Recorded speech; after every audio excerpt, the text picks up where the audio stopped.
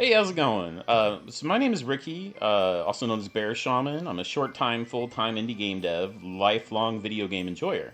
I don't normally do these kinds of videos. Mostly my channel is just random game footage and Sega Genesis 1cc's.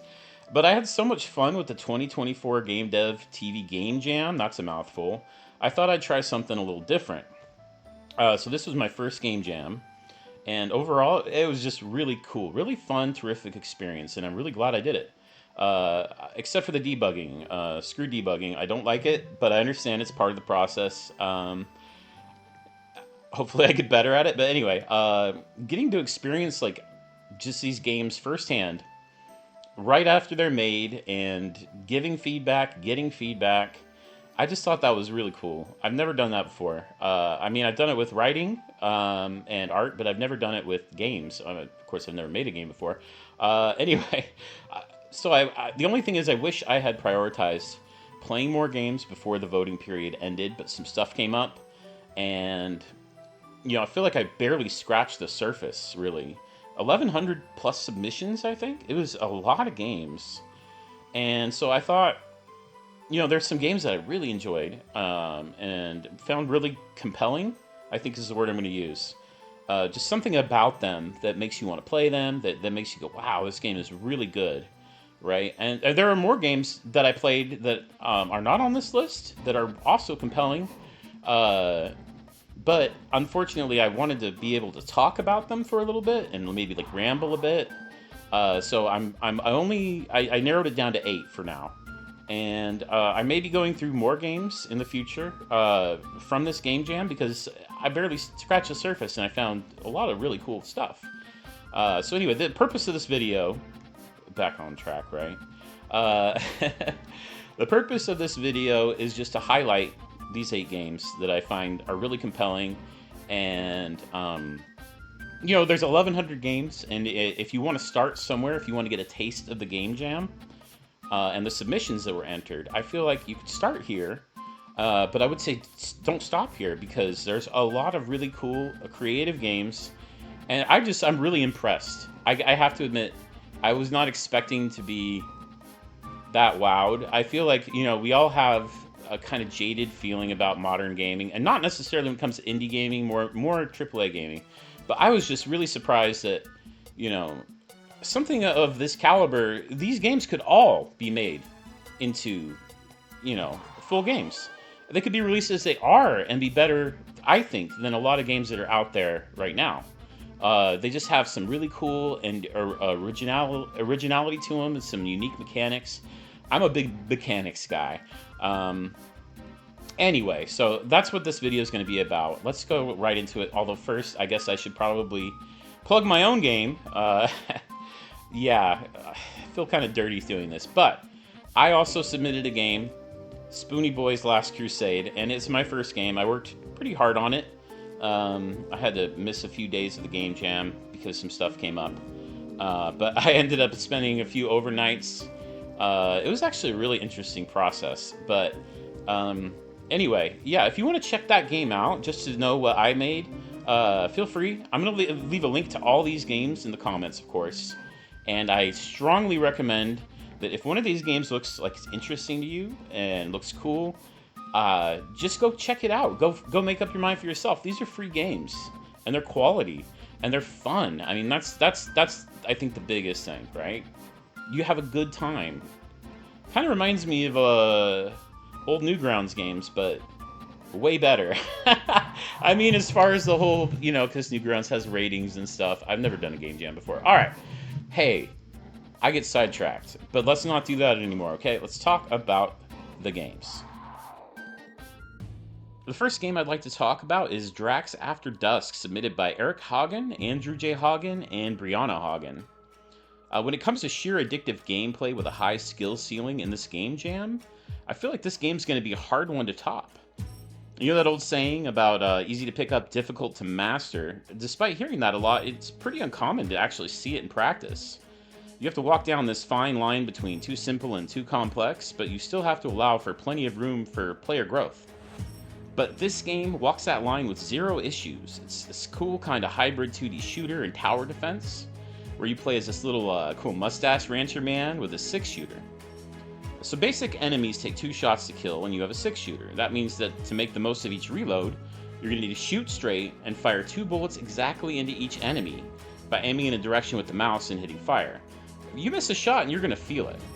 Sometimes enemies will overlap each other, especially later in the game, and you can take out multiple ghosts with 1 bullet this way, and that makes those shots a priority. All these factors have to be kept in mind by the player. And that these shooting mechanics are fun, but what really elevates them is the implementation of the tower defense. You can hold the E button next to any damaged wall and repair it, and you can also continue walking, shooting, and repairing any wall you desire all at the same time. So what ends up happening is you're juggling repairing walls, killing ghosts, keeping track of bullets, and you're trying to shoot straight at the same time.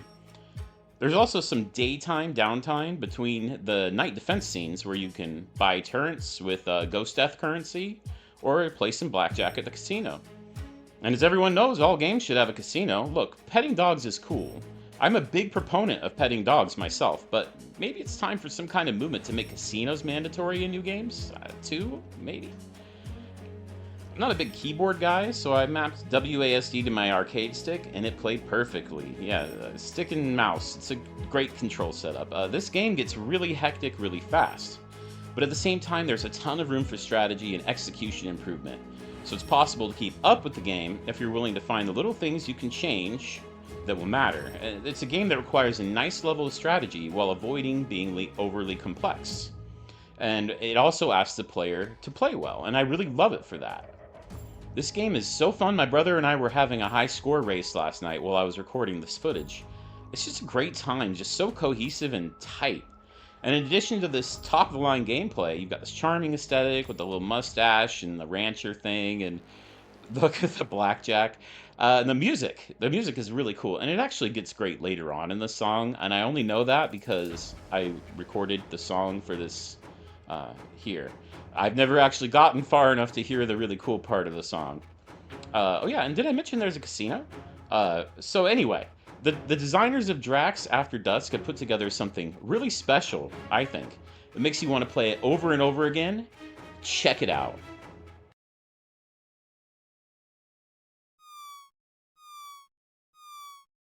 After all that action, how about something a little more chill? The next game I'd like to talk about is Gataria by Stealth C. So I worked in pizza for decades, and one thing that always stood out to me is that the toughest pizzas to make are, paradoxically, usually the simplest. A pizza with a mountain of toppings on it can make up for any shortcomings in one ingredient with the strength of the others. But when you're eating a simple, plain cheese pizza or a nice margarita, you really notice the quality of the individual ingredients, the cheese, the sauce, and the crust. Each component has to stand on its own while also complementing the others in order for the pizza to turn out well. This game, a beautiful 2D pixel cat platformer with the occasional cat fight, is a great little margarita. It's got the simple and playful kind of chiptune thing going on for the main music that somehow manages not to get old. Brilliant song choice, and it works really well. In contrast, the combat music is tense and exciting and really helps to highlight the fact that you're in a dangerous combat situation. The platforming is relatively simple with transitions between static screens, and it's chock full of these neat little animations that really make use of the low pixel design. The goal of the game is to find the cat who flirts with you in the beginning of it by platforming around and fighting off any neighborhood cats that might try and stand in your way. The cat fights are a little tricky at times, but they are fun. A rival cat will suddenly rush onto the screen and start the fight, forcing you to jump and claw your way to victory. Or not. There's a stamina system, and when your hearts are depleted, the next hit will freeze you. These fights remind me a bit of the old 16-bit Lion King's climactic Scar battles. A little tricky, but pretty fun. Luckily, if you are defeated, and you probably will be a few times, you can just lick your wounds and get up and try again and again until you finally help that player kitty find his true love. The game doesn't really have a lot of distractions in it. It's just you and the game, pretty much. I appreciate that, and I think it complements that simple and expressive art style they use perfectly. A fun and immersive, gorgeous little game with a lot of heart. A real winner. Check it out. No more chill. Where we're going, it would only be a hindrance. So the last game I'm going to talk about for this video is Tutorial by Listica Q, Whale123, and Law Cosmos. Tutorial is a genuine triple threat. It combines three of my favorite classic gaming genres: action platformers, bullet hells, and boss rushes. Tutorial could very well be a long-lost treasure boss fight, and of course I mean that in the best way possible. Armed with a little blue laser pistol and a desire to defeat the probably evil Clockface guy, our little Bloodborne man can move, jump, shoot, and also shoot in a locked direction without having to worry about moving. The controls are really tight, and it plays beautifully on arcade stick. A particularly useful control I didn't catch immediately is tapping down, which causes you to drop down to the platform below, making the later boss forms much more navigable. There's also this really cool last stand mechanic where if you get hit, if you in turn kill an ad before the last stand meter goes all the way down, you won't die. I love this mechanic because it opens up so many more gameplay options with its addition. It's really good stuff. Now, like all great bosses, obviously, this one has forms. When Clockface's HP gets to certain marked health percentages, the boss fight pattern changes. It's so good. Some boss forms will shoot bullets, and some change the type and the spawning frequency of the ads. These ads respawn continuously from eye spawning points, which shift in color to purple as the ad gets closer to spawn time. It's a really cool tell for the player and allows you to react to upcoming spawns and plan accordingly. The platforms appear and disappear at intervals, which causes enemies spawning to go to different levels and can cause a player to drop directly into trouble if they're not paying attention.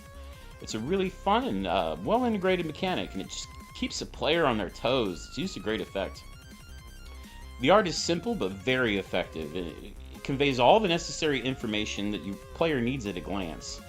And I love the design of the boss. It's simple, a little freaky, a little menacing. It's got a wonderful silhouette. The musical choice, it's really cool too. It reminds me of SNES Goemon mixed with modern chiptune.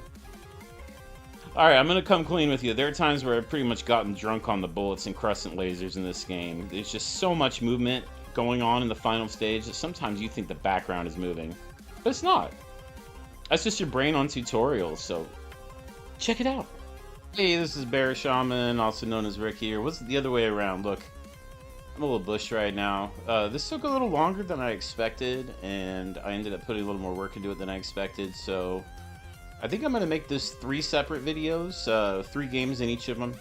So 9, ignore that 8 stuff at the beginning, I get to change it, right? I guess. But anyway, so thanks for sticking around, and thanks for checking out these games. I hope you check them out, they're a lot of fun. And I hope to see you in the next Game Jam. And I'll see you in the next video, hopefully. And you have a great one, alright? Take it easy. Later.